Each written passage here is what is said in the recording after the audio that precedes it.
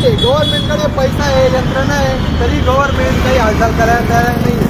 पण त्यांच्याकडे काहीच नाही. साधा सरपंच असो, मग मंगेश साबळे घ्या तुम्ही, पोपटराव पवार घ्या, ते संभाजीनगरचे आपले हे घ्या, काय नाव पाटील, पेरे पाटील, भास्कर पेरे पाटील, म्हणजे असे सामान्य सरपंच असो किंवा यूट्यूबर आहे, खानसर आहेत बिहारचे, यांनी 200पेक्षा जास्त डायलिसिस मशीन आणल्या.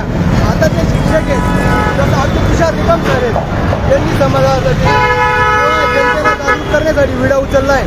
तसे काही खूप शिक्षक पण आहेत, कारण आता शिक्षकांकडूनच जनतेला आज काहीतरी करावं